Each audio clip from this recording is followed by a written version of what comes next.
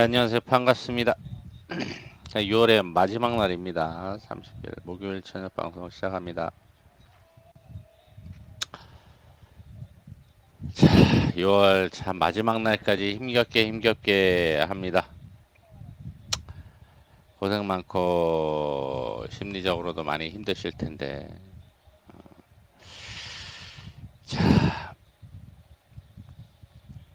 6월을 왜 이렇게 힘들게 하는지 말이죠. 또 오늘이 마지막 날인데 마지막 날까지 참 어렵게 만들어 놓습니다. 자, 오늘 먼저 수급 보고 오늘 위클리 만기라고 하는데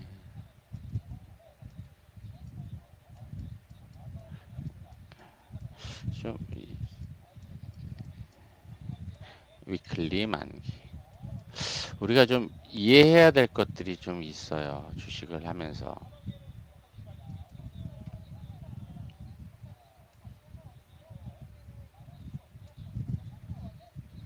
우리가 좀 시장에 대한 이해를 좀 해야 될 것들이 있습니다.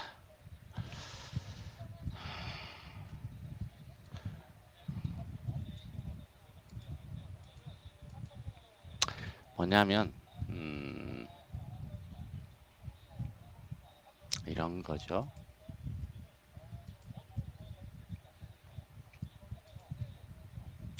시장의 특성을 이해하라. 시장의 특징.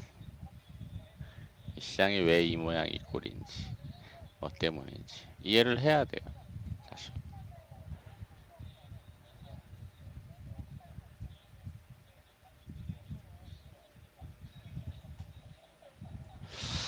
시장이 좋고 가격이 오르면 투자자들은 신중함은 있고 매수를 서두르고 혼란의 시기가 도래하여 저가 매수 대상이 되면 투자자는 리스크 감소할 의지를 잃고 매도를 서두르게 된다. 이러한 현상은 계속될 것이다. 하워드 막스라고 하는 유명한 사람이 한 이야기입니다.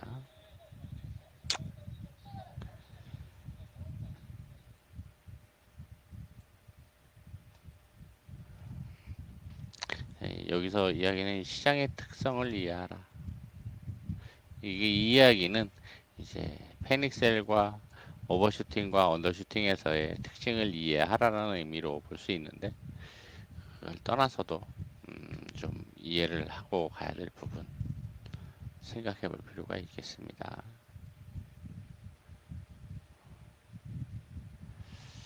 잠시만요.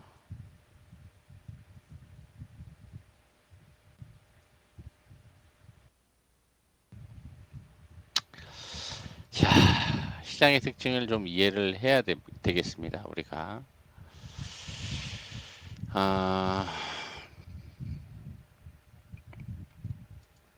오늘 일단 수급을 보고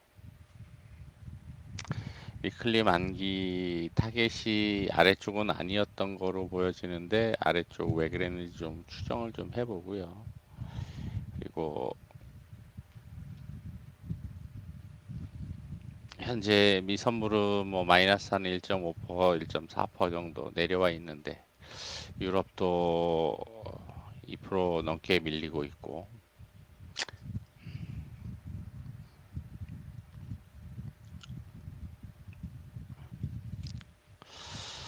과연 오늘 미국장이 추가로 하락을 할지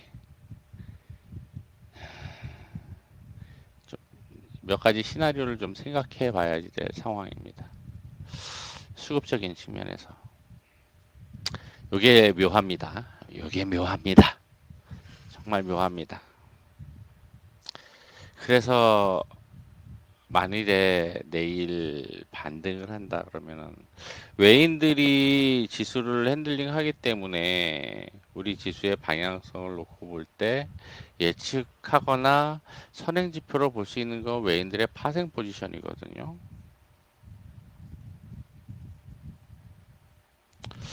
그러한 측면에서 볼 때 과연 내일 반등할 것이냐 아니면 추가로 하락할 것인가 고민을 좀 해봐야 됩니다. 그래서 시나리오를 좀 몇 가지 생각을 해 보도록 할게요. 자, 오늘 당장의 수급을 보면 외인들 선물 매도를 했습니다. 기관들도 매도를 때리고 제가 중간중간 좀 쌍욕을 하더라도 이해를 좀 하시고, 쌍욕까지는 아니어도 좀 욕이 감이 되더라도 이해를 좀 해주시고요. 자, 개인들 오늘 수급이 5천억 이상 들어오고, 코스닥도 뭐 한 3천억 가까이 들어오고, 외인들은 선물 주구장창 매도를 하고, 기관들도 현물을 매도를 하고.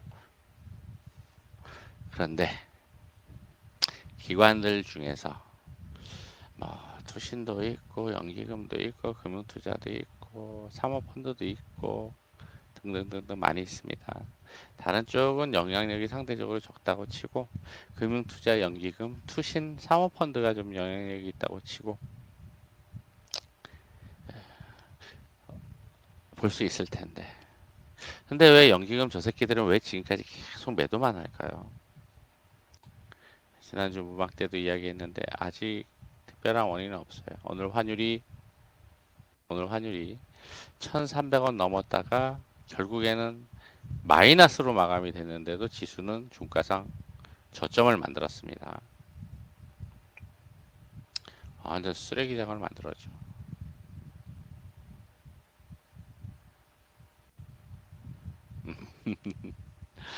그죠? 이런 시장에서 욕을 안 하면 사실 화풀이가 안 되죠. 그죠?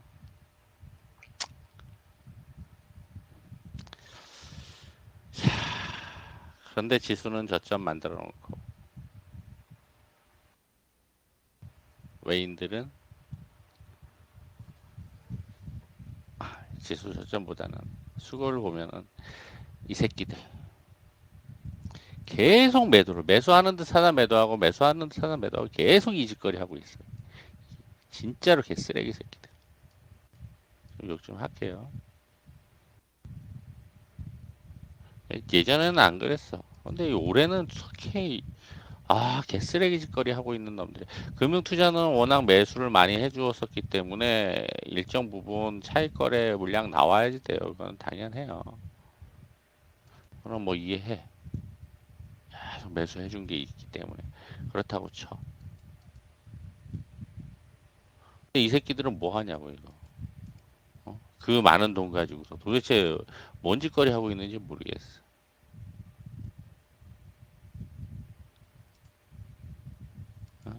뭐 하고 있는지 모르겠어 이 새끼들이 이거. 계속 매도만 때리고 있어 이 쓰레기 같은 새끼.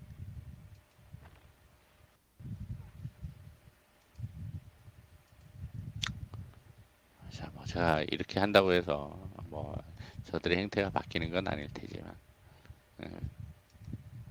왜냐면 장중에 수급 흐름을 보면 연기금이 일부 매수를 해주면은 지수가 움직이는 경향이 있어요.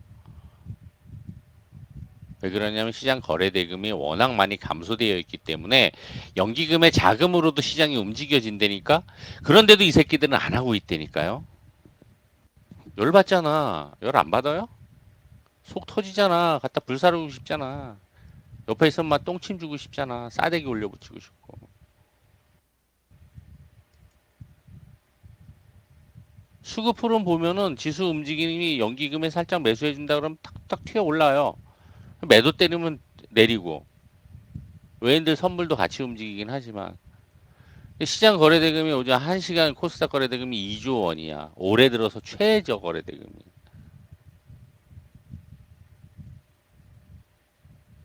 거래가 시간 많은 데다 연기금이 좀 매수해주면 지지를 해주거나 어느 정도 좀 될 텐데 그 짓거리도 안 하고 있어 이 새끼들은. 내내 매도만 때리고 있어. 뭐 전기전자 매도 때리고 있죠. 셀트리온만 사고 있어. 그리고 지들 연평균 6% 수익 난다고 자랑질만 하고 있고. 진짜 뭐 하는 새끼들인지 모르겠어. 수장이 바뀌어야 돼 수장이. 아무리 국민연금 걔네들의 명분은 지난번에도 얘기했지만 이거 환거래 하고 있는지 몰라. 환거래 하고 있는 건지 아니면 뭐 나중에 시간 지나서 그 연금 빼주기 위해서 매도하면 우리나라 주가 폭락한다고 계속 줄여야 된다고 그 짓거리 하고 있고 이게 맞는 건지는 모르겠습니다만 그래서 지금까지 계속 매수 안 하고 매도만 하고 있는지는 모르겠어. 그러면서 LG 엔솔은 죽어라 하고 매수하고 있어. 수조 원씩 매수하고 있어. 상장 이후로 계속 신저가 찍는데도 계속 매수하고 있어. 그럼 다른 종목들은 다 매도한다는 얘기예요.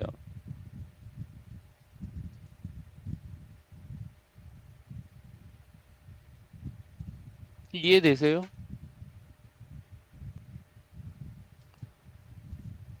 뭔 짓거리 하는지를 모르겠어. 대표적인 종목 중에 하나 또 샘플로 들자면 DL건설이라는 게 있어요. 열심히 매수해가지고 만들어서 괜찮게 올라가는 듯 하다가 여기서부터 연기금 매도해가지고 2달 넘게. 연기금 매도입니다, 이게. 이 모양 요걸 만들어. 그리고서 거기서 뭐 하고 있어? 다 개워놓고 또 매수하고 있다.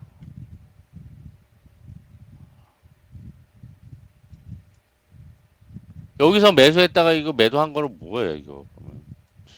잘라낸 거잖아요. 가격 싸졌다고 또 매수하는 건지 뭔 짓거리인지는 모르겠습니다.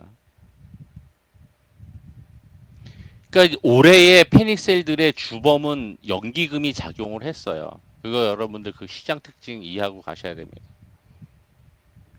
하이닉스, 삼성전자 연기금이 계속 매도를 해댔습니다.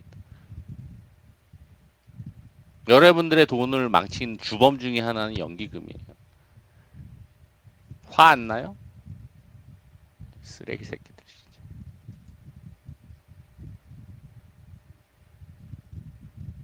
물론 관리 여부를 떠나서 내가 어떻게 보유하고 손절 못하고 아니면은 높게 사고 이걸 떠나가지고 시장의 수급 행태를 외인들이 연기금이 그렇게 만들어놨던 거지. 일부 그렇게 주요하게 역할을 한 거거든요. 수급적인 측면에서. 삼성전자 하이닉스 수급 보세요. 누가 매도했는지. 연기금이 매도했지. 그게 지수에 영향을 미치잖아요.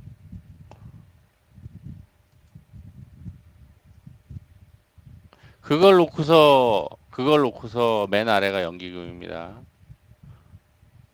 하이닉스도 올해 내내 매도했죠. 내내 매도했죠. 그럼 지수 하락의 주 원인은 누구야? 주 원인 중에 하나는 연기금이지. 그렇지 않아요? 그걸 가지고 외인들은 어떤 생각을 하느냐? 외인들의 시장 특성을 이해하라고 했잖아요. 하워드 마스가. 그 시장의 거래대금이 많아질 때,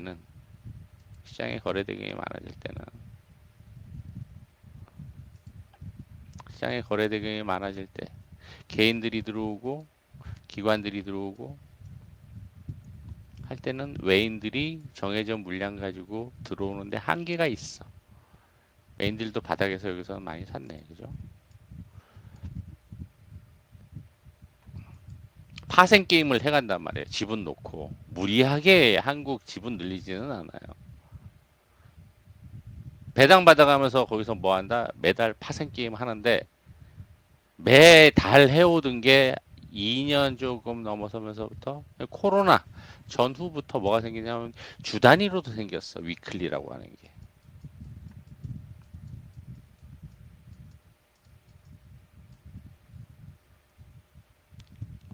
오늘이 위클리 만기.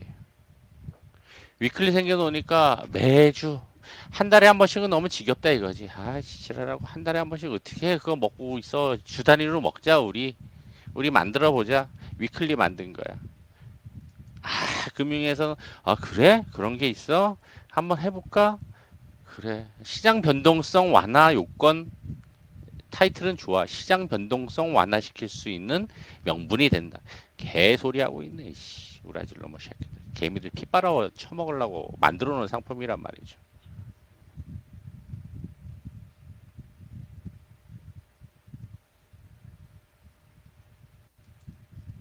그게 시장이 이렇게 수급이 거래가 많이 들어오고 할 때는 영향이 상대적으로 적어요. 그런데 시장 거래 대금이 적어지고 거래량이 적어질 때는 외인들이 이 상황을 놓고서 여기서 개인들 피 빨아먹기 파생개미들부터 시작해서 피 빨아먹기 엄청 좋거든요. 이게 지금 현재 거래 대금이 마르고 있는 상황에서의 시장 특징이라고. 패닉셀도 나왔지만은 이 상황에서의 특징 중에 하나라고 생각하시면 돼요. 어떤 형태로든 여기서 얘네들은 주 단위, 월 단위로 계속 챙겨 먹고 가고 있거든. 막말로 피 빨아 먹고 있는 거죠. 지금 우리 시장의 특징이라고 생각하시면 될 거예요. 오늘 미국이 반등 가능성이 있는 자리인데 반등할지는 봐야 돼. 나오는 이야기까지는 공매도도 일부 포함되죠. 공매도 포함해서 때리는 거니까. 미국이 반등할지는 봐야 될 텐데 만일에 미국이 반등하면서 마감해서 내일 떠서 올라간다. 위클리 폐지 국민청원 해야 돼요. 우리 개미들은. 진짜. 그렇지 않으면 개인들이 정말 수급 많이 들어오고 서학개미들이 다 동학개미 들어와가지고 움직여야 돼. 코로나 이후처럼. 근데 연기금도 안 받쳐주고 다른 데도 연금 정책도 아무것도 없고 자본주의 정책 자체가 우리 시장 우리는 근본적으로 경제 구조 자체가 소규모 개방 경제고 수출로 먹고 사는 나라이기 때문에 어쩔 수 없는 한계가 있다고 하지만 이 정도까지 휘둘릴 수는 없는 거거든요. 그러니까 장세를 보면 어떤 느낌이 드냐면은 제가 사극을 좋아하는데 사극을 보면서 보여지는 그 정치하는 인간들 노는 행태하고 똑같아. 개미들 피 빨아가지고 갖다 이제 받쳐주는 형태. 사극들 나오면 사극 보면은 옛날 사극들 보면 다 그런 행태들 엄청나잖아요, 그죠? 시장 구조가 그렇다는 거죠, 시장 구조. 제가 지금 말씀드리는 게 이해가 되시는지 모르겠습니다. 관점에 따라 다를 수 있기 때문에. 저는 오랫동안 이 시장 계속 모니터링하고 체크하다 보니까 그냥 비유를 하자면 그런 느낌이 드는 거예요.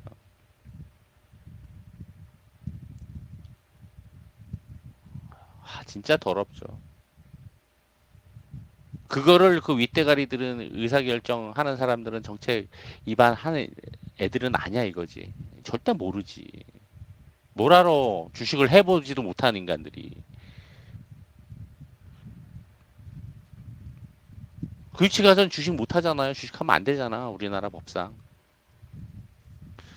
주식의 주자도 모르는 인간들이 앉아가지고 이 금융정책 하고 있다는 이야기죠. 어떻게 해야 되냐고.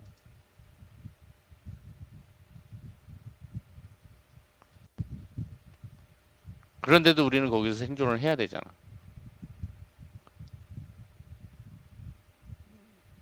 뭘 담보로 생존을 해야 되냐? 생존할 수 있냐고.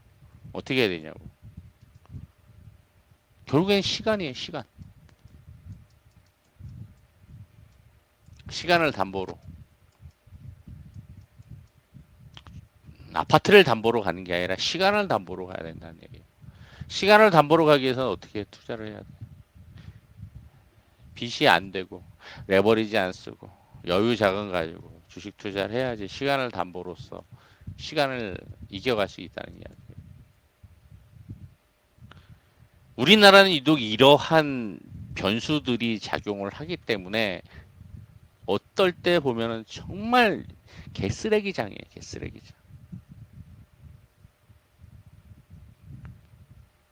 온몸에 200개 뼈 마디마다 사리가 돋아나는 듯한 느낌이 듭니다.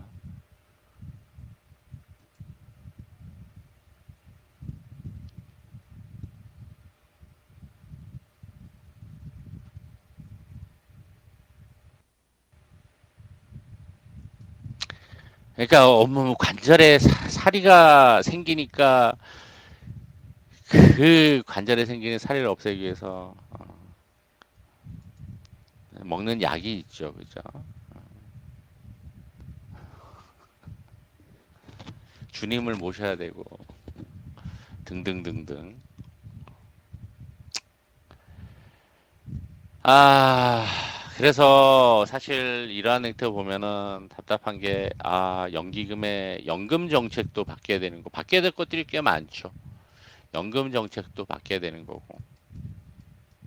도대체가 이게 자본주의 개념을 이해하는 인간과 이 시스템과 중장기적인 플랜을 가지고서 이해하는 인간이 없는 거야. 연금 정책도 바뀌어야 돼. 지금의 이러한 파생이나 주식과 관련된 금융 정책도 바뀌어야 되는 거고.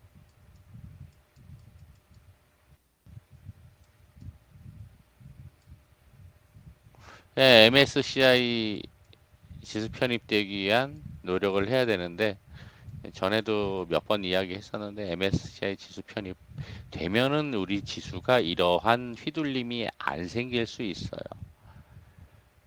근데 편입 이거 계속 민기적거리고 안 해주잖아. 왜? 조금 전에 얘기했었던 특징 때문에. 피 빨아먹기 너무 좋은 시장이거든. 한국처럼 좋은 시장이 없다라고 외인들은 생각을 할 거란 말이에요. 그러니까 이거 해주면은 자기네들 그걸 못하니까 어떻게든 끝까지 버티고 버티고 핑계 삼아서 가다가 나중에 해를 해주겠죠. 이게 몇 년 뒤가 될지 모르겠는데.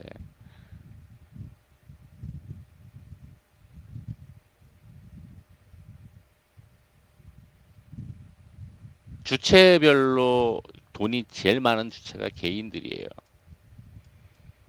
왜? 개인들이 세금 내는 거 가지고 정부가 먹고 사는 거고. 개인들 돈 있는 거 가지고 펀드 들어서 투신들이 먹고 사는 거고. 연금 들어간 거 가지고 연기금이 운영하는 거고. 그런데 저 새끼들은 배신 때리고 있고 최근에. 사모펀드 들어가서 사모펀드 애들 먹고 사는 거고. 개인들이 돈이 제일 많아요. 심지어는 그렇잖아요. 시골에 지방에 약장수들 가서 주된 타겟이 할아버지 할머니들이잖아. 돈 모아둔 거 가지고서 노후에 죽을 때까지 그래도 좀 여유 있게 먹고 살려고 했는데 그거조차도 빼먹으려고 시골 가서 사기쳐가지고 약 파는 인간들 있잖아. 약장수들. 상품 좋다라고 선전해가지고 광고해가지고 팔아먹는 인간. 그 어르신들 그 있는 돈 빼먹기 위한 거거든. 같은 맥락에서 얘기했던 CFD 상품들이 있죠. ETF, 기타 등등 엄청나게 상품 많죠. 등등등등 다 뭐다? 이런 개념인 거죠. 어떤 형태로든 빼먹어야 되거든. 그게 그들이 할 수 있는 최선의 고민이고 일일 수 있어요. 돈이 나올 수 있는 구멍은 거기니까.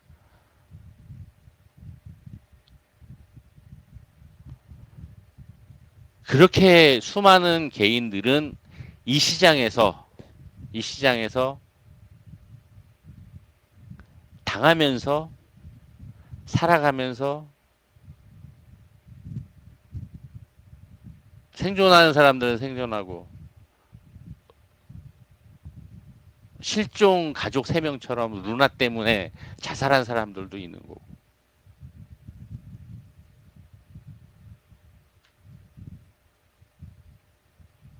루나 때문이라고 이제 뭐 거의 분위기가 그렇게 가죠.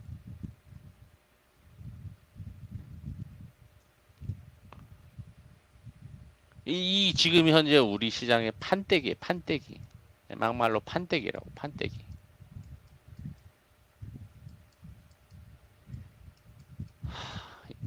우리가 궁극적으로 좀 이러한 장세에서 지금 패닉셀 나오고 가다 쌍바닥을 만들러 지금 내려오려고 하는 이 판때기에서 이 장세와 상황에서 우리가 고민해 봐야 될 것은 이러한 현실인데 여기서 우리가 주식으로 생존할 수 있는 근본적인 방법이 무엇인가에 대한 고민을 해보자는 겁니다.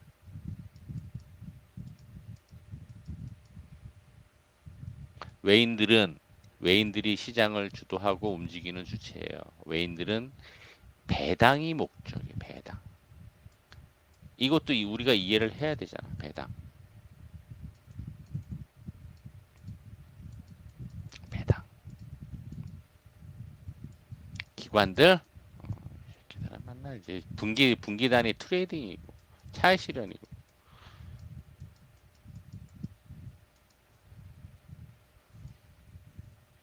물론 이제 주체마다 좀 많이 다르긴 합니다만 얘네들은 월 단위로 주 단위로 뭐를 해. 파생 게임 하는 거죠. 이거를 보조를 맞춰주면서 피 빨아먹으라고 갖다 대주는 인간들이 얘네들이고 기관들이고 지금의 우리 시장의 판때기를 조망을 해보자면 이런 구조라는 거죠.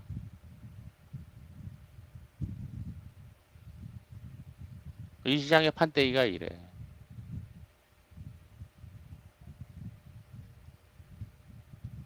이거를 극복하고서 주식으로 그래도 잃지 않고 시간을 잃지 않고 벌어가기 위해서는 중요한 코드가 있는데 이게 시간이라는 개념, 시간.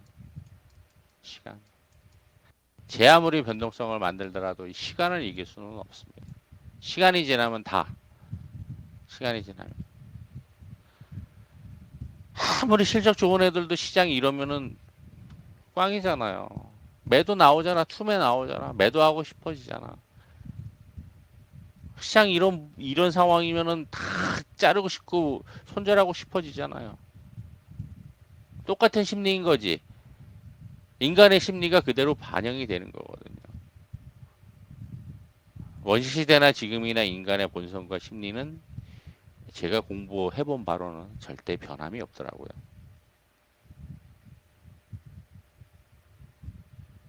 똑같아. 사극 보면서 정치하는 인간들 하는 형태나 지금 정치하는 인간들 하는 형태나 똑같아. 사극 보면서 어떻게 저럴 수 있어 이야기하지만 지금도 똑같아. 마찬가지인 거지. 인간의 사고방식, 생각은, 심리는 이게 행동으로 나타나는 거죠.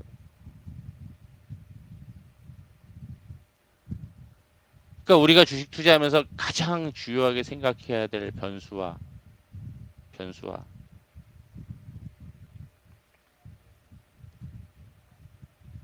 극복할 수 있는 담보로서 가야 될 건 시간이라는 이야기, 시간.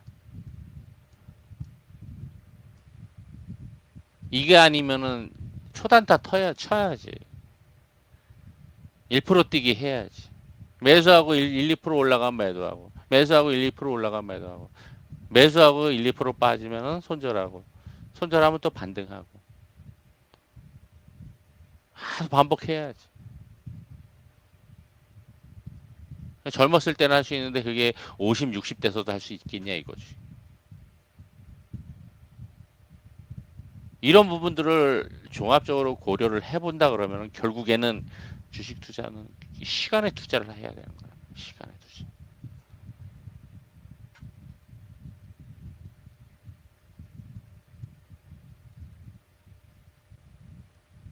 시간을 담보로 할 수 있는 방법과 방안과 종목들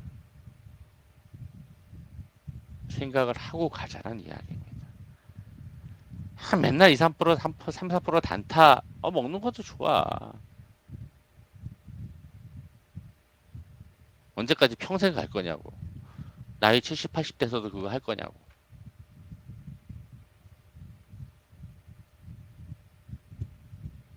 저는 그런 생각 많이 해봤어요.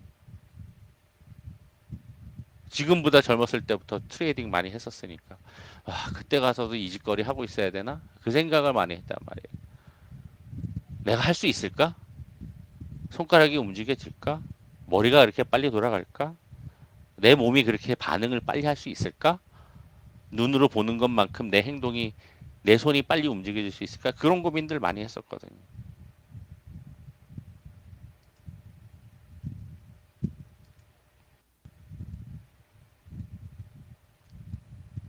자, 이 긴 이야기를 뭐 길지 않다면 길지 않고 길다면 긴 이야기인데 여기서 제가 이야기하고자 하는 핵심은 오늘과 같은 지랄 같은 지저분한 장에서 이 상황을 정말 답답하고 짜증나요.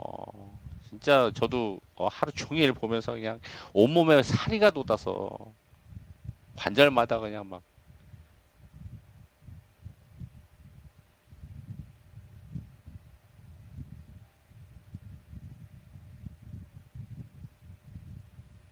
차분하게 가는 타지만은 이 온몸에서는 그런 거죠. 그러면 이제 코르티솔이라고 하는 스트레스 호르몬이 나오면서 가만히만 있어도 막 온몸이 막 쑤시고 아픈 거야. 안 그래도 맨날 앉아 있으니까 등허리가 아픈데 막 허리 쑤시고 아프고 막 몸도 말도 안 되고 막 그렇게 돼버려. 요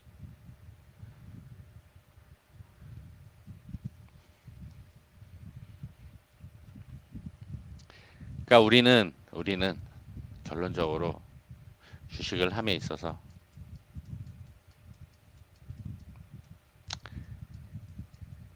시간을 담보로 하자라는 거. 최소한 이 마인드와 생각을 가지고 주식 투자를 하자라는 거. 시간은 변동성을 이깁니다. 200년 주식 역사가 그거를 이야기를 해줍니다. 그러니까 이 생각을 가지고 기본 깔고 가자는 이야기예요. 깔고.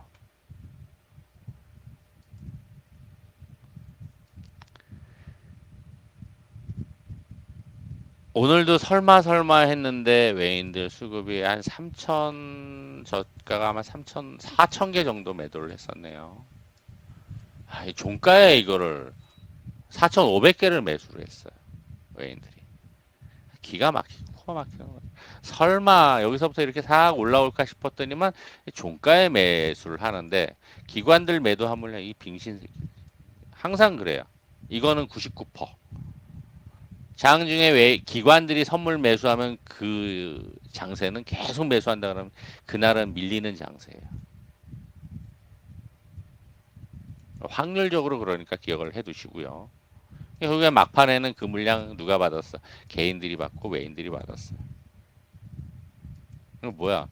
하루 종일 밀려서 막판에 매도했다는 청산했다는 얘기는 뭐야? 이 새끼들 손절했다는 얘기잖아. 손절인지 아니면은 짜고 치는 고스톱인지는 모르겠어. 수급적으로 볼 때는 그러하다는 겁니다. 개인들 오늘 5,200억, 코스닥도 많이 매수했죠. 2,700억. 주체는 다 기관들, 양시장 모두 매도. 그러면서 막판에 선물 환매수하면서 오후 들어서 콜도 65억에 매도도 75억을 매도를 했어. 단기로 완전 상방 베팅을 한 거예요. 막판 콜 환매수, 저기 선물 환매수까지.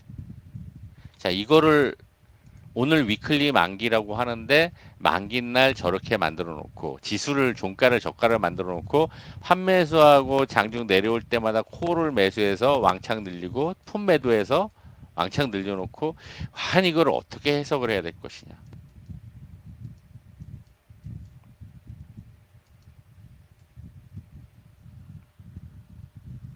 현재 미국 선물은 1.4% 마이너스. 어떻게 봐야 될까요? 물론 지금으로서는 알기 어렵죠. 내일 아침에 확인을 해봐야지 알 수 있겠죠. 만일에 미국이 오늘 반등해서 마감돼서 내일 갭된다. 뭐냐고 이게. 자, 그래서 시나리오를 좀 생각해 봅니다. 자, 첫 번째. 미국이 반등해서 내일 갭 뜨면서 눌렀다가 돌린다.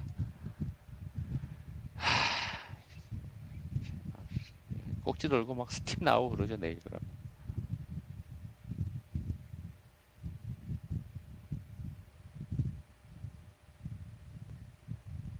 지인이 톡을 아침에, 저기 오후에 보내주시더라고요, 선배가. 파생 주식 하시는 선배가. 옆방에 있는 또 다른 그 파생 주식 하는 지인이 있는데, 오후 내내 막 욕을 하더라고. 그 소리가 옆방에서 막 들리더라고.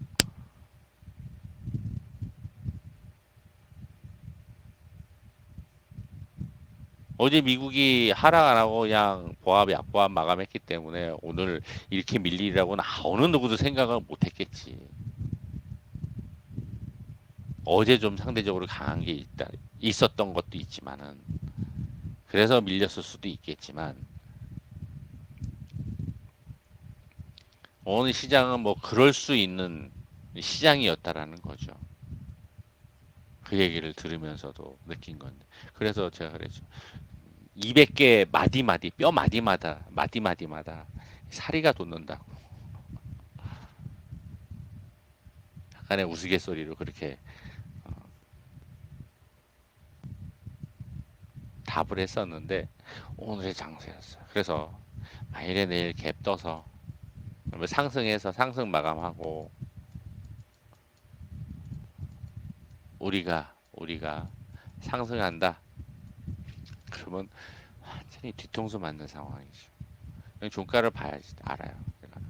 유럽도 하락을 하고 있기 때문에 오늘도 미국이 분위기로는 미국이 일단 좀 하락 가능성이 있어 보이는데 일단은 자, 이 시나리오 하나, 두 번째.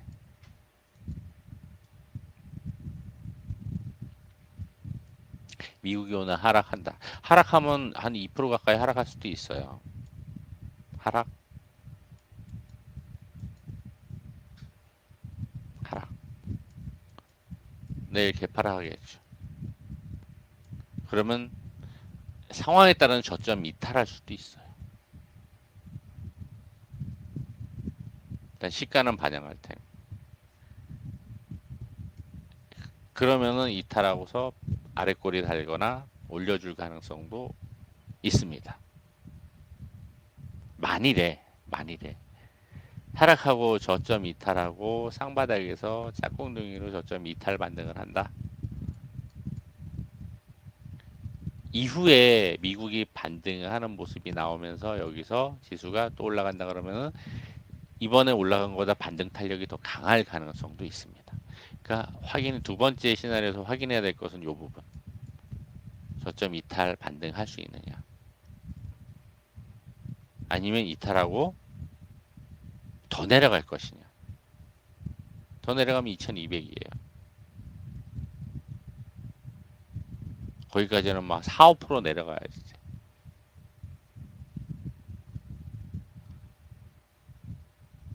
진짜 2200까지 가야 될 것이냐.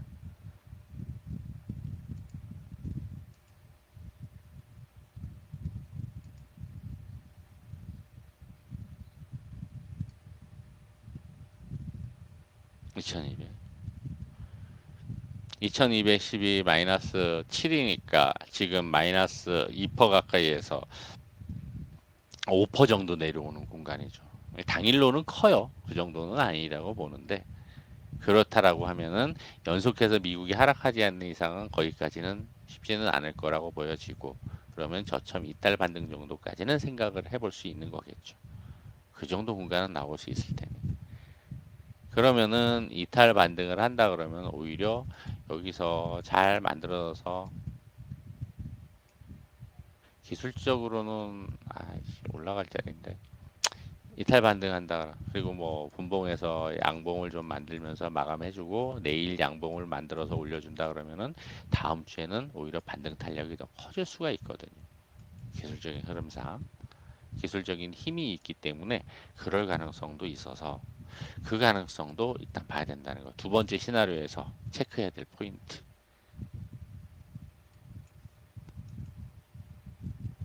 자, 어찌되었거나 이 시나리오도 오늘 미국장이 내일 새벽에 미국장의 종가를 확인하고 봐야 될 부분이겠죠. 확인하고 봐야 될 부분입니다. 확인하면서 어떤 시나리오로 가게 될지 맞춰서 대응을 잘 하도록 합니다. 혹여나 저점 이탈하고 한 번 더 내려오고 반등하더라도 종목들에 따라서는 저점 더 이탈 안 할 수가 있어요. 왜냐면 오늘도 보면은 오늘 코스닥의 경우에는 이제 코스닥이 오늘 낙폭이 컸죠. 중소대형주 같이 다. 그다음에 코스피 대형주가 막판에 툭 떨어졌죠. 선물 매도.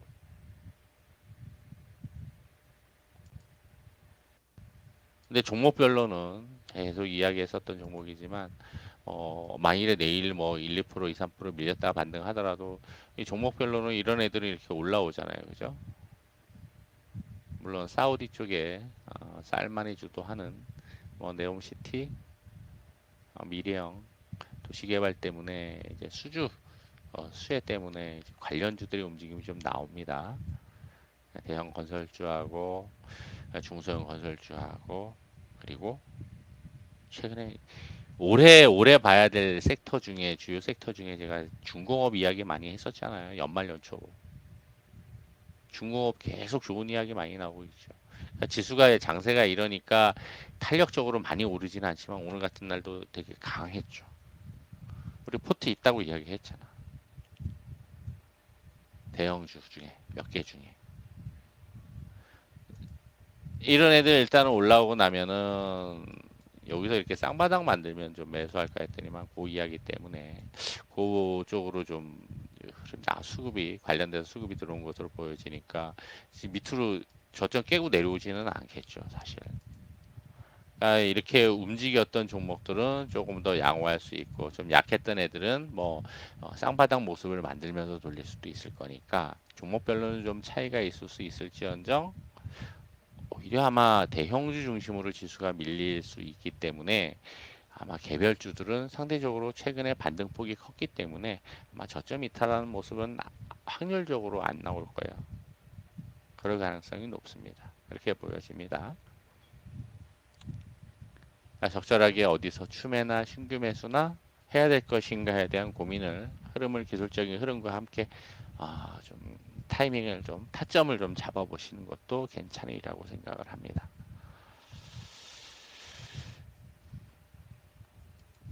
자, 시장 시황 그다음에 우리 시장 특징에 대해서 좀 길게 이야기를 해드렸는데요.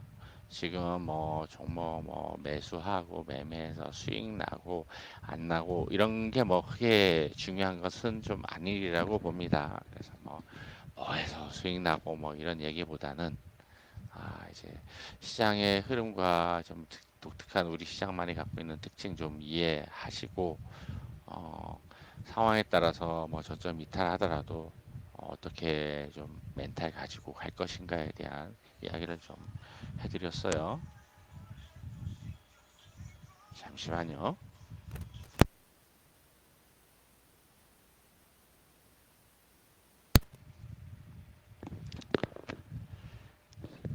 자, 그러한 관점에서 시장을 좀 이해하고 가시면 더 좋을 것 같고요.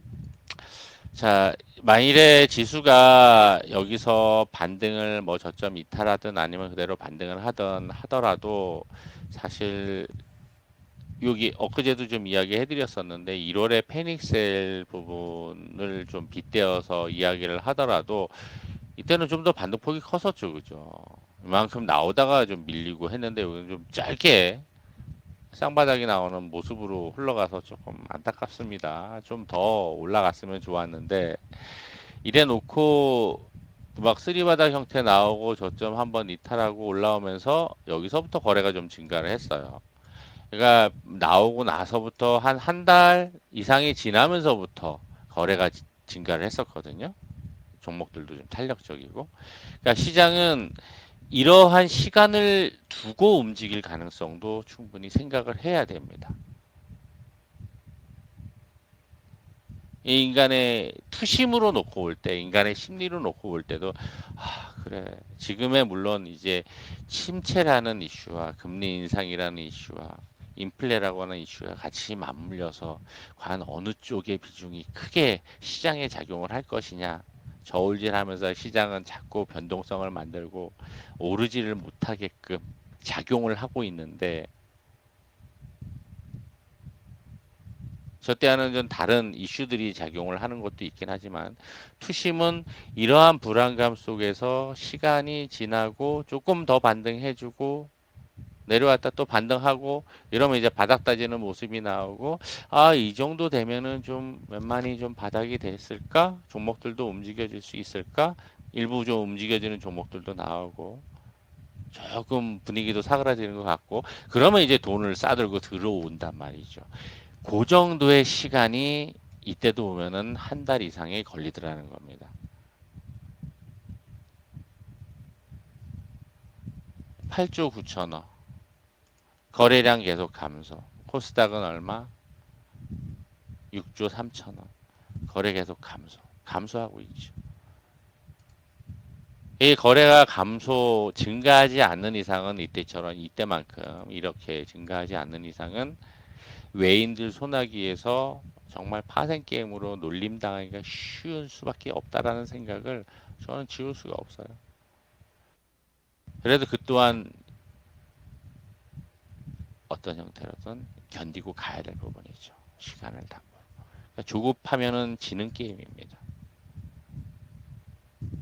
일단은 페닉셀이 나왔기 때문에 심하게 나왔기 때문에 여기서 조급해지면은 지는 게임이다. 빨리 회복하고 싶어, 빨리 올라가고 싶어, 다 잘랐는데 유에 매수해서 빨리 올라가고 싶어. 어떤 종목이 어떻게 어느 자리에서 먼저 튀어 올라갈지는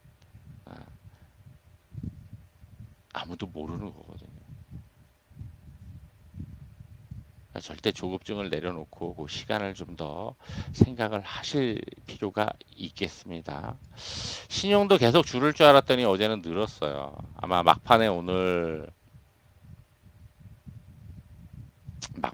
오늘 어, 투매성 물량들도 나오고 하는 거 보니까 신용이 감소하고 내일도 좀 감소할 듯한 느낌이 들긴 합니다. 반등하면서도 좀 더 감소해야 되는 게 정상인데 그 생각보다 반등하면서 나온 것은 생각보다 좀 며칠 더 나와야 되는데 덜 나온 것도 있습니다. 그것도 조금 더 나와야 되리라고 좀 생각이 됩니다. 9842? 9842가 뭐죠?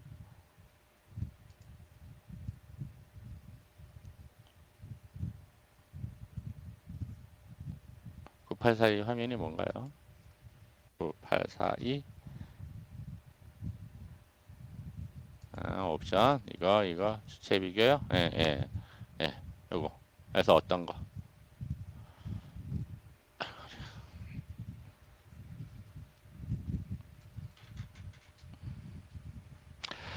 외인들 콜 비중은 이거는 지금 현재 누적이고 오늘 당일이에요. 그죠? 당일날도 오늘 당일도 보면은 현재 지수 위치는 여기거든요. 자, 당일로 볼게요. 현재 지수 위치는 여기에요. 여기인데 풋 매도를 많이 늘리고 이 외가격 쪽에 풋 매수 일부 하고 나머지는 콜 매수를 많이 했죠. 그죠?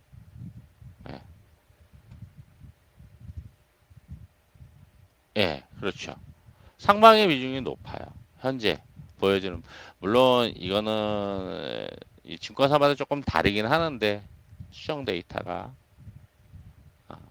누적으로도 그렇고 당일로도 그렇고 일단 콜 상방 비중이 높습니다. 그러니까 이 변화 과정을 체크를 하는 거예요. 변화 과정. 매일매일 어떻게 변하고 있는지. 당일로 하루하루 놓고 볼 때는 외인들이 어, 현물은 매도를 했지만은 파생 쪽은 상방을 놓고 보고 있는 거거든요, 지금.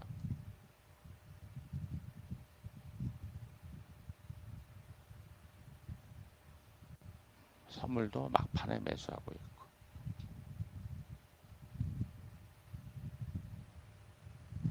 콜 매도가 많아지면은 그럴 수 있죠. 콜 매도가 많아지면은 그렇게 볼 수 있습니다.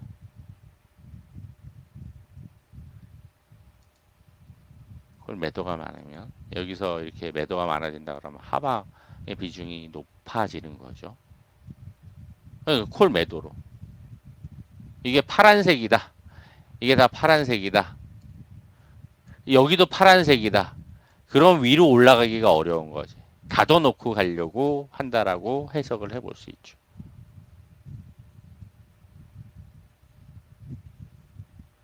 여기가 이렇게 많이 파란색이 이렇게 많이 이만큼 쌓여 있다.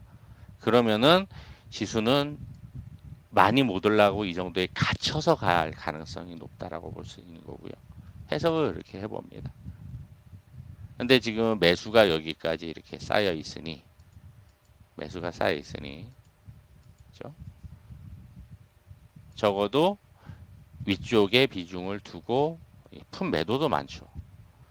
그러니까 이런 경우 매도가 많으면은 옵션은 매도 게임이기 때문에 빠르게 올릴 수도 있긴 하지만 콜 매수에 푼 매도가 있으니까 이게 매도 규모가 워낙 크다 보니까 지수를 시간차를 두고 올라가면 올라갈수록 다 녹여서 이제 수익이 커질 수 있죠.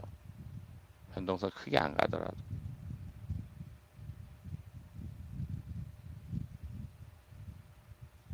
해석은 좀 그렇게 해봅니다. 물론 제가 이야기하고 해석하는 관점이 100%일 수는 없습니다.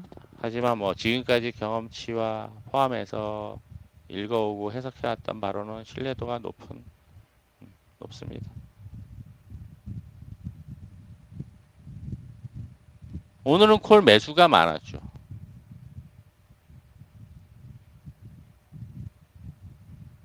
내려놓으면서 콜 매수를 한 거죠. 내려놓고 콜 매수하고 지수 내리면서 종가까지 내리면서 콜 매수하고 푼 매도하고 현재 위치는 여기고 막판에 선물 환매수도 4,500개 하고 이거를 어떻게 볼 것인가의 문제죠. 그리고 내일 개파락에서 폭락을 시킬 것이냐 아니면은 반등 쪽에 비중을 둘 것이냐 단기 관점에서 볼 때. 이해되셨어요? 확률적으로는 이런 패턴 만들면 왜 반등 가능성이 높았어요.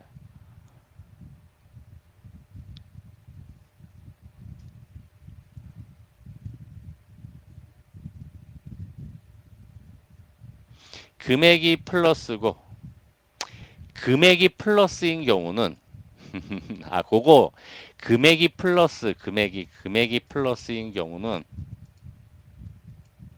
플러스인 경우는 내 가격이 비싸죠. 내 가격 외 가격은 이해하시죠. 그다음에 건 개수가 플러스인 경우 있어요. 외가격.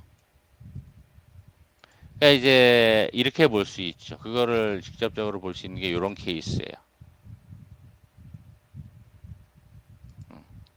이게 위클리인데 오늘 24일 만기까지 누적으로 24일부터 지금까지 위클리 요게 조금 애매한 게 위클리 콜은 외인들이 내가격과 외가격은 건수거든요.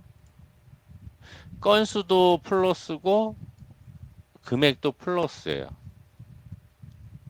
내가격 외가격 다 콜 베팅을 한 거예요. 근데 콜이 어느 정도 가격대에 위치한 건지는 이게 여기서는 알 수가 없는 데이터니까. 근데 이 마이너스라고 하는 것은 순매수가 금액은 마이너스란 얘기는 내 내가 내 가격을 매도를 했다는 얘기죠. 외가격을 매수를 한 거고. 가격이 싼 거는 매수가 늘어난 거고 가격이 비싼 거는 매도를 한 거고. 이해되심?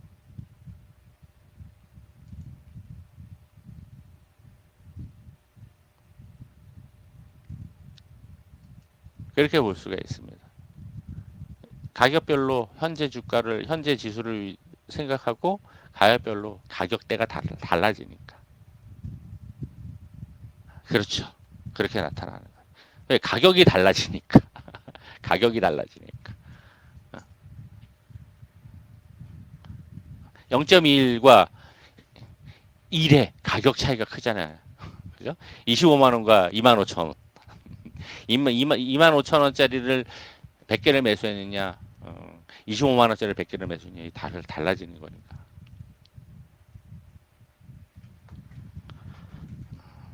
거기에서의 차이라고 보시면 되겠습니다.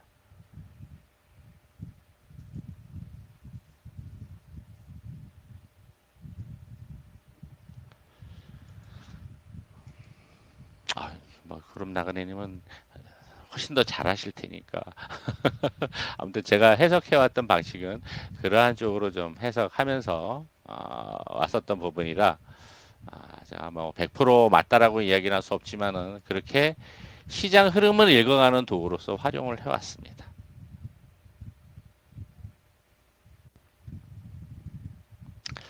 자, 시간이 벌써 많이 지났는데 시황 이야기하고 요 이야기하느라고 시간이 좀 많이 지났습니다. 자, 종목은 최근 테마는 이제 오늘 대형 건설주하고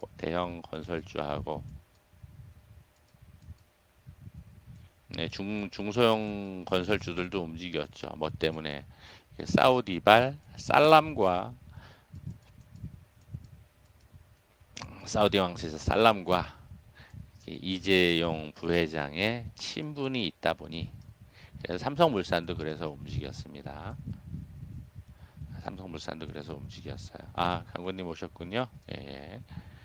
그래서 이제 삼성물산도 그래서 움직인 것으로 보여지고 대형 건설주들도 640주목 규모가 커요. 그래서 아마 단기 테마성으로도 움직일 가능성도 있습니다. 눌림목 이후에 올라가거나 할 가능성도 있으니까 좀 주시를 해야 될 것이라고 보여지고요. 우리 뭐 해외 수주 건설업체든 뭐 나름 기술력이 있으니까 가능성도 좀 봐야 될 거라고 보여집니다. 그래서 이쪽 테마가 불고 있다 보니 다른 쪽이 좀 약간 소외되는 듯한 분위기도 들기도 합니다. 들기도 해요. 하지만 그래도 뭐 계속 보던 원전 쪽의 서전 뭐이 덕신하우징도 계속 이야기했었던 종목이잖아요. 좀 서전도 보면 좀 짜증나긴 합니다. 저기 JP 모건 애들이 며칠 요거 매수하더니만 여기서 오늘 위에서부터 매도 때리는 바람에 막 왕짜증인데 추세나 흐름은 괜찮아요. 그래서 뭐 횡보하는 흐름이고 페니셀에서도 잘 버텼던 종목이라 만들어갈 가능성을 좀 봐야 될 거고요. 덕신하우징도 그 덕에 좀 빠르게 올라오는 상황인데 이제 이러고 나면은 좀 봐야 될 게 기술적인 흐름은 완전히 무시할 수는 없으니까 이런 모습을 만들면서 이렇게 며칠 가다가 추가로 상승하는 모습이 나올 수 있겠죠. 잘 노려보시기 바랍니다. 그러니까 그리고 뭐 한국 종기도 있습니다. 종기 한국종합기술 얘들은 좀 강하게 튀어 올랐죠. 오늘 뭐 특수건설도 확 튀어 올랐잖아요.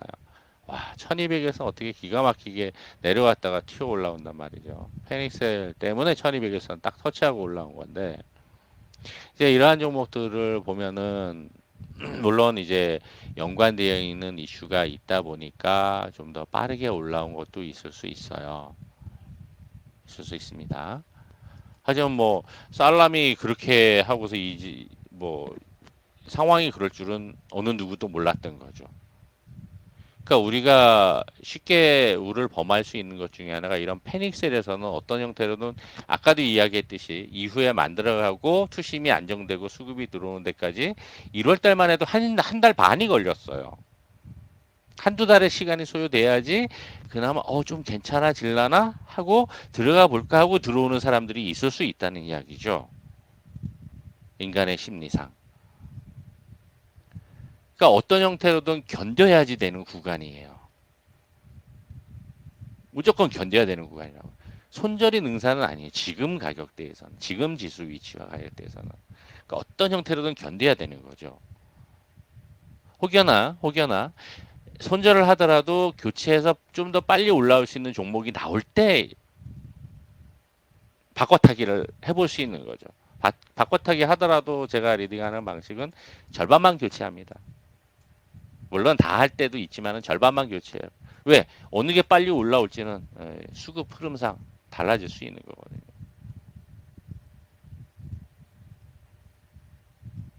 그런 관점에서 좀 관리를 해 나가시면 될 거고요. 좀 더 빨리 올라오는 종목이 있어서 지금 뭐 이렇게 안 올라오더라도 반등 시점에서는 쌍바닥을 만들더라도 가능한 좀 더 견뎌가고 너무 조급해하지 않고 기다리면서 반등을 노는 게 훨씬 좋으리라고 봅니다. 자, 그리고 건설주들은 일단 뭐 지금의 상황에서는 봐야 되는 부분이죠. 그죠? 건설주뿐만이 아니라 이제 건자재 쪽도 순환이 될 가능성도 봐야 될 거고요. 건자재. 그죠? 자, 그리고 그동안 제약주가 가장 오랫동안 하락하고 지루하게 시간을 보냈어요. 그래서 제약 바이오주들을 조금 주시를 해야 되겠습니다. 제약 바이오주. 그리고 정책적으로 가는 것들이 있죠. 정책적으로 하는 것들. 뭐 원전 이야기 계속 나오잖아요. 원전 판매 얘기 나오고 있고, 원전 수출 이야기 나오죠. 수출 이야기 나오고 있고, 그리고 정책적으로 이제 나오는 것들이 뭐 이게 부동산 정책도 있긴 한데 크게 뭐 아직까지는 효과가 없는 상황이긴 하고, 그렇죠? 그러니까 정책적인 것들은 여러 가지가 있으니까 그 중에서 주요한 부분들은 한번 체크를 해보셔야 될 거예요. 주요 정책들은. 근데 지금의 패닉셀 이후에 상승 흐름을 탈 수 있는 수급적인 측면에서 괜찮은 애들은 그동안 많이 내려섰던 것과 이제 이슈가 있었던 건설, 건자재 쪽, 제약 바이오 쪽 정책 계속 이제 봐야 될 부분이라고 보여집니다. 그리고 뭐 저기 기술 쪽으로는 테크 쪽으로는 뭐 배터리나 전기차나 그 외에 반도체는 이제 삼성전자가 관건이죠. 삼성전자 반도체는 명이 들긴 할 텐데 조금 시간차를 두지 않을까 생각이 돼요. 반도체 쪽은 개별주들이 먼저 움직일 가능성도 있을 거고요.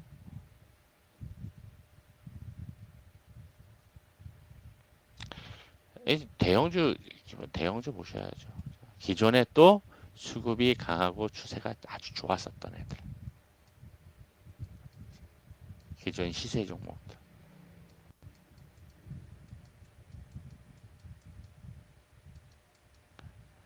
또 이제 중간중간 이제 이슈에 따라서 달라질 가능성이 있을 거예요. 연기금은 셀트리온 지금 집중적으로 매수하고 있는데 좀 화가 나긴 합니다.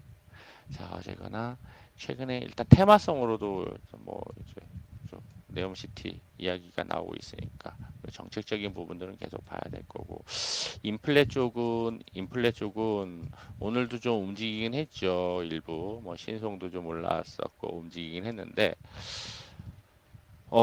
생각보다 그렇게 뭐 강하게 움직이지는 못하는 분위기에 계속 반복이 되다 보니까 강하게 움직이지는 못하는 것으로 좀 보여지고 시간이 지나면서 하반기에는 인플레와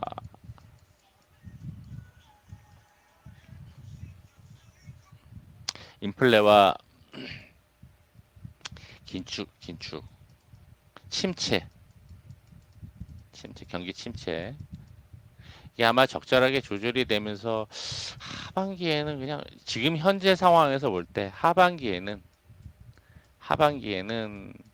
얼추 적절하게 좀 지표가 조절이 되면서 긴축의 강도와 금리 인상의 강도가 시간이 지나면서 조금 완화되지 않을까? 그렇게 좀 현재로서는 추정이 됩니다. 하반기에는 나오는 지표들의 분위기에 따라서 이제 투심도 달라지고 멘트가 달라질 수 있겠죠. 그에 따라 좀 완화되지 않을까 좀 생각이 돼요. 이런 것들은 좀 확인하면서 가야 될 부분이라고 보여지고요.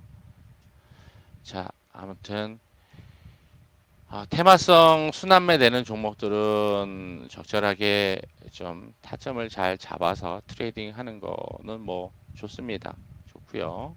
그리고 또 이 정책 중에 이제 또 에너지 쪽은 계속 좀 당분간은 강도에 따라 강도가 좀 달라질 수 있지만 에너지도 좀 주시를 해야 되겠죠. 원전도 나오고 뭐 태양, 풍력 다 그죠?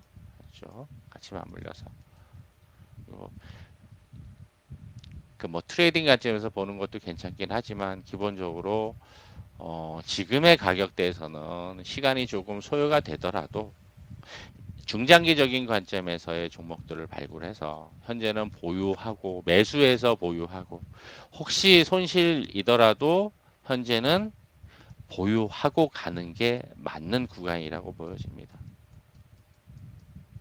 그리고 시간을 이겨내주고 지난번에 뭐 삼전 5만 전자에서는 충분히 살 수 있는 구간입니다. 적어도 2년 3년 이상 보유하시려고 작정을 하고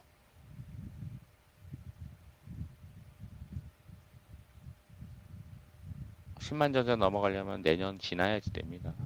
제가 보기에는 그러니까 그 정도 생각을 하고 가야 되겠죠. 그런 관점에서 삼전도 괜찮죠. 그러니까 중장기적인 관점에서 어떠한 관점에서 내가 종목을 담아갈 것이냐에 따라 달라질 수 있는데 중장기 관점에서 보면은 지금은 가격이 가격 메리트가 아주 좋다라는 거. 왜? PBR 밴드 PBR 0.8배까지 내려와 있습니다. 0.8에서 0.85가 될 거예요, 아마.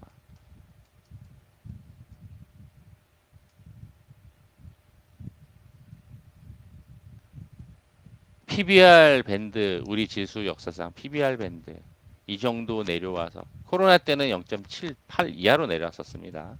그 순간 이 정도면은 충분히 매수해서 1년 지나면 주가는 많이 올라가 있었어요.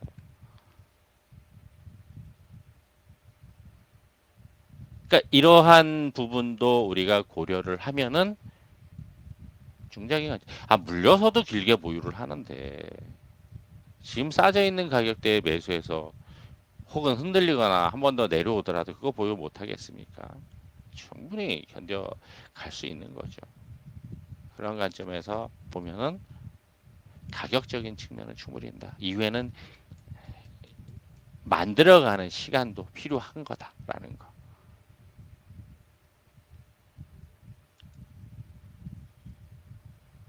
자, 아무쪼록 지금의 현재 시장 특징도 이해를 하시고 중장기적인 관점, 어떤 관점에서 내가 종목 포트를 구성하고 아니면 트레이딩 관점에서 매매를 할 것이냐에 대한 스킴을 잘 정하면서 가시면은 좋으리라고 보여지고요. 그리고 혹여나 요거 하나만 더 이야기하면서 마무리할게요. 엊그제도 이야기를 해드렸는데 물린 종목이 있는 것들에 대한 그 관리는 뭐 트레이딩 하실 수 있는 분들은 트레이딩 하면서 수익이 조금이라도 날 때마다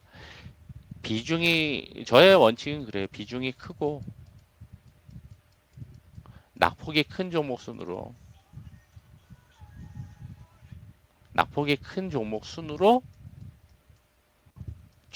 수익이 날 때마다 현금을 늘려가는 방법이 저는 좋다라고 봅니다.